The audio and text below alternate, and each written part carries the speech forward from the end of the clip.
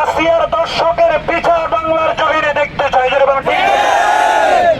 দর্শকের বিচার যদি এই দেশে না হয়, আমরা ধরে নেব এই দেশে বিচার ব্যবস্থা বলতে কিছু নাই, ঠিক কিনা? সুতরাং আমরা চাই বিশেষ ট্রাইব্যুনালের মাধ্যমে নতুন করে আইন প্রণয়ন করে দর্শকের বিচার বাস্তবায়নের একটা সুনির্দিষ্ট ব্যবস্থা বাংলাদেশে করতে হবে।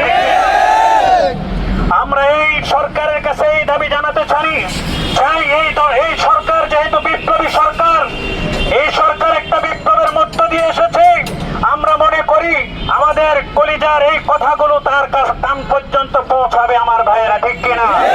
সুতরাং এই দর্শকের বিচার বাংলাদেশের জমিনে হোক, আমরা কি সবাই চাই?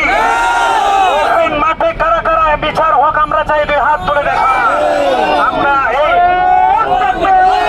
সে বলে গিয়েছে তাকে যেভাবে তিলে তিলে তারা শেষ করেছে, সে যদি তার নিজ চোখে এই বদমাশগুলোর, এই বর্বর জাতি, এই লম্পট মানুষগুলোর বিচার যদি সে নিজ চোখে দেখে যেতে পারত, তার আত্মা শান্তি পেত। আসিয়া সেই কথা বলে গিয়েছে।